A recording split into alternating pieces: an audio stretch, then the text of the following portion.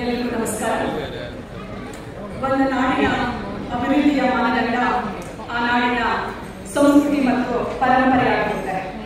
ಈ ನಿಟ್ಟಿನಲ್ಲಿ ಸಾಹಿತ್ಯ ಆಗಿರಬಹುದು, ಸಂಗೀತ ಆಗಿರಬಹುದು, ನೃತ್ಯ, ನಾಟಕ, ಶಿಲ್ಪಕಲೆ ಹಾಗೂ ಲಲಿತ ಕಲೆ ಹೀಗೆ ಎಲ್ಲ ಕಲಾ ಪ್ರಕಾರಗಳು ಕೂಡ ಕರ್ನಾಟಕದ ಸಂಸ್ಕೃತಿ ಸಾರ್ಥಕತೆಯನ್ನ ಪಡೆದಿದೆ. ನಮ್ಮ ಸಂಸ್ಕೃತಿಯ ಹಿರಿಮೆಯನ್ನು ಹೆಚ್ಚಿಸಿದಂತಹ ಸಾಧಕರನ್ನ ಗುರುತಿಸಿ ಗೌರವಿಸುವಂತಹ ಕೆಲಸ ಆರಂಭದಿಂದಲೂ ನಡೆದುಕೊಂಡು ಬಂದಿದೆ. ರಾಜಪ್ರಭುತ್ವದಲ್ಲಿ ಅರಸರು ಆ ಕಾರ್ಯವನ್ನು ಮಾಡ್ತಾ ಇದ್ರು. ಈಗ ಪ್ರಜಾಪ್ರಭುತ್ವದಲ್ಲಿ ಕರ್ನಾಟಕ ಘನ ಸರ್ಕಾರ, ಕನ್ನಡ ಮತ್ತು ಸಂಸ್ಕೃತಿ ಇಲಾಖೆ ಹಾಗೂ ವಿವಿಧ ಅಕಾಡೆಮಿ ಮತ್ತು ಪ್ರಾಧಿಕಾರಗಳ ಮೂಲಕ ಅಂತಹ ಒಂದು ಕೆಲಸವನ್ನ ಮಾಡಿಕೊಂಡು ಬರ್ತಾ ಇದೆ. ಬಂಧುಗಳೇ, ಇವತ್ತು ರಂಗಭೀಷ್ಮ ವಿ.ವಿ. ಕಾರಂತರ ಜನ್ಮದಿನ. ಯೋಗ ಹಾಗೆ ಕರ್ನಾಟಕ ನಾಟಕ ಅಕಾಡೆಮಿ ಕೂಡ ಇವತ್ತು ಇಂಥ ಒಂದು ಕಾರ್ಯಕ್ರಮವನ್ನು ಆಯೋಜನೆ ಮಾಡಿದೆ.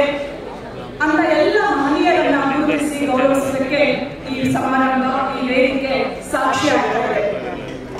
ಕರ್ನಾಟಕ ನಾಟಕ ಅಕಾಡೆಮಿಯ 2022, 23 ಹಾಗೂ 24ನೇ ಸಾಲಿನ ರಂಗಭೂಮಿ ಜೀವಮಾನ ಸಾಧನೆ ಪ್ರಶಸ್ತಿ, ವಾರ್ಷಿಕ ಪ್ರಶಸ್ತಿ ಹಾಗೂ ದತ್ತಿಗಿರಿ ಪುರಸ್ಕಾರಗಳನ್ನು ಪ್ರದಾನ ಮಾಡಲು ಆಗಮಿಸಿದ್ದಾರೆ.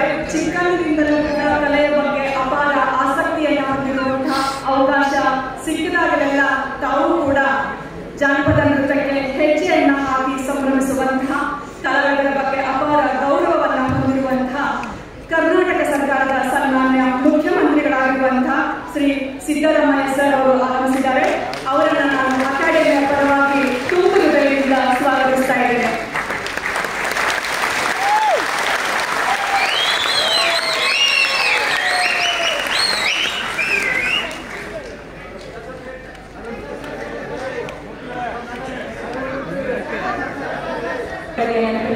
ನೀಡಿದ್ದಾರೆ.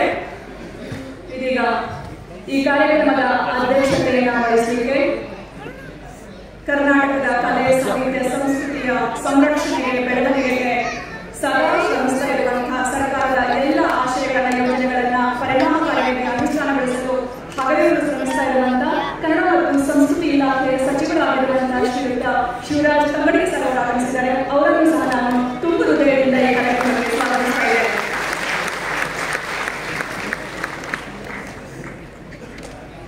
ಬಹಳ ವಿಶೇಷವಾಗಿ ಹೊರ ರಾಜ್ಯಗಳಿಂದ ರಂಗಭೂಮಿ ವಿವಿಧ ಕ್ಷೇತ್ರಗಳಲ್ಲಿ ಅವರ ಸಾಧನೆಯನ್ನು ಮಾಡಿರುವಂತಹ ಅತಿಥಿಗಳು ಬಂದಿದ್ದಾರೆ.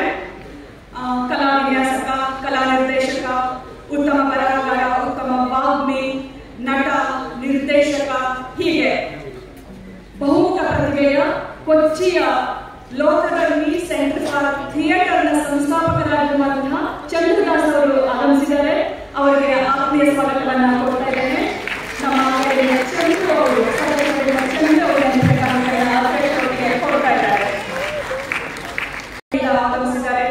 ರಂಗಭೂಮಿಯ ನಂಟನ್ನ ಹೊಂದಿರುವಂತಹ ಭಾರತೀಯ ಚಲನಚಿತ್ರರಂಗದ ಬಹುಮುಖ್ಯ ಕಲಾವಿದರಾಗಿರುವಂತಹ ಅವರು ಮರಾಠಿ ಮತ್ತು ಹಿಂದಿ ಭಾಷೆಗಳ ಸಿನಿಮಾಗಳಲ್ಲಿ ಎಷ್ಟೇ ತೊಡಗಿಸಿಕೊಂಡಿದ್ರು ಕೂಡ ರಂಗಭೂಮಿಗೆ ಸಮಯವನ್ನು ಮೀಸಲಾಗಿತ್ತು.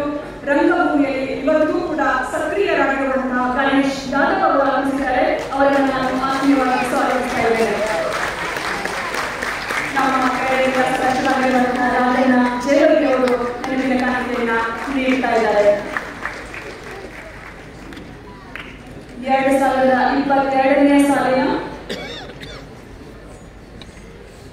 ನಮ್ಮ ಕನ್ನಡದ ಸಂವೇದನಾಶೀಲ ಬರಹಗಾರರಲ್ಲಿ ಒಬ್ಬರಾಗಿರುವಂತಹ, ಸಂವೇದನಾಶೀಲತೆಯನ್ನ ಕೇವಲ ಬರಹಕ್ಕೆ ಮಾತ್ರ ಸೀಮಿತಗೊಳಿಸಿಕೊಳ್ಳದೇನೆ ತಮ್ಮ ಕೆಲಸ ಕಾರ್ಯಗಳಲ್ಲಿ, ನಡೆ ನುಡಿಗಳಲ್ಲಿ ಅಳವಡಿಸಿಕೊಂಡಿರುವಂತಹ ಸರಳ ವ್ಯಕ್ತಿತ್ವದ ಕನ್ನಡ ಮತ್ತು ಸಂಸ್ಕೃತಿ ಇಲಾಖೆಯ ನಿರ್ದೇಶಕರಾಗಿರುವಂತಹ ಡಾಕ್ಟರ್ ಧನಂಜಯ ಮಾಲತಿ ಮೇಡಮ್ ಅವರು ಮುಖ್ಯ ಅತಿಥಿಗಳಾಗಿ ಆಗಮಿಸಿ ತಮಗೆ ಶುಭವನ್ನು ಈಗಾಗಲೇ ಅವರು ಕೋರಿದ್ದಾರೆ. ಅವರಿಗೆ ನಾನು ಆತ್ಮೀಯ ಸ್ವಾಗತವನ್ನು ಕೊಡ್ತಾ ಇದ್ದೇನೆ. ನಮ್ಮ ಅಕಾಡೆಮಿಯ ಸದಸ್ಯರಾಗಿರುವಂತಹ ಜ್ಯೋತಿ ಲಕ್ಷ್ಮಿ ಮಂಗಳೂರವರು ನೆನಪಿನ ಕಾಣಿಕೆಯನ್ನ ಮೇಡಮ್ಗೆ ಅರ್ಪಿಸ್ತಾ ಇದ್ದಾರೆ. 2020 ರಂಗಭೂಮಿ ಜೀವಮಾನ ಸಾಧನೆ ಪ್ರಶಸ್ತಿಯನ್ನು ಸ್ವೀಕರಿಸಲು ಕನ್ನಡ ರಂಗಭೂಮಿಯ ಸಕಲ ಚಲನಚಿತ್ರರಂಗದ ಅನೇಕ ತಮ್ಮ ಮನೋಜ್ಞ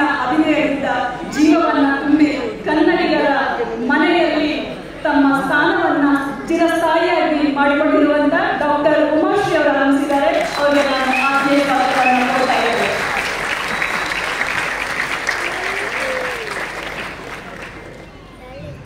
ಎರಡ್ 2023ನೇ ಸಾಲಿನ ರಂಗಭೂಮಿ ಜೀವಮಾನ ಸಾಧನೆ ಪ್ರಶಸ್ತಿಯನ್ನು ಸ್ವೀಕರಿಸಲು ಅಂತಾರಾಷ್ಟ್ರೀಯ ಖ್ಯಾತಿಯ ಕವಿ, ನಾಟಕಕಾರರಾಗಿರುವಂತಹ, ರಂಗಭೂಮಿಗೆ ಬಹಳ ಮಹತ್ವದ ನಾಟಕಗಳನ್ನು ನೀಡಿರುವಂತಹ ಪ್ರೊಫೆಸರ್ HS ಶಿವಪ್ರಕಾಶ್ ಅವರು ಆಗಮಿಸಿದ್ದಾರೆ. ಅವರಿಗೂ ಕೂಡ ನಾನು ಅಕಾಡೆಮಿಯ ಪರವಾಗಿ ಆತ್ಮೀಯ ಸ್ವಾಗತವನ್ನು ಕೋರ್ತಾ ಇದ್ದೇನೆ. 2024ನೇ ಸಾಲಿನ ರಂಗಭೂಮಿ ಜೀವಮಾನ ಸಾಧನೆ ಪ್ರಶಸ್ತಿಯನ್ನು ಸ್ವೀಕರಿಸಲು ಕವಿ, ಚಿಂತಕ, ನಾಟಕಕಾರ ಹೀಗೆ ಬಹುಮುಖ ಪ್ರತಿಭೆಯನ್ನು ಹೊಂದಿರುವಂತಹ ಅಪ್ಪಟ ಗ್ರಾಮೀಣ ಪ್ರತಿಭೆ ಶ್ರೀ ಕೋಟಿಗಾನಹಳ್ಳಿ ರಾಮೇಶ್ ಆಗಿದ್ದಾರೆ. ಅವರಿಗೂ ಸಹ ನಾನು ಆತ್ಮೀಯ ಸ್ವಾಗತವನ್ನು ಕೋರ್ತಾ ಇದ್ದೇನೆ. ಇವತ್ತಿನ ಕಾರ್ಯಕ್ರಮದ ಕೇಂದ್ರ ಬಿಂದುಗಳು ನಮ್ಮ ಕನ್ನಡ ರಂಗಭೂಮಿಯನ್ನ ಜೀವಂತವಾಗಿಡಲು ಅನನ್ಯ ಸೇವೆಯನ್ನ ಸಲ್ಲಿಸಿರುವಂತಹ ಕರ್ನಾಟಕ ನಾಟಕ ಅಕಾಡೆಮಿಯ 2022, 2023 ಹಾಗೂ 2024ನೇ ಸಾಲಿನ ವಾರ್ಷಿಕ ಪ್ರಶಸ್ತಿ ಹಾಗೂ ದತ್ತಿನಿಧಿ ಪ್ರಶಸ್ತಿಯನ್ನ ತಮ್ಮದಾಗಿಸಿಕೊಂಡಿರುವಂತಹ ಎಲ್ಲ ರಂಗ ಚೇತನಗಳನ್ನ ನಾನು ಅಕಾಡೆಮಿಯ ಪರವಾಗಿ ಆತ್ಮೀಯವಾಗಿ ಸ್ವಾಗತಿಸ್ತಾ ಇದ್ದೇನೆ.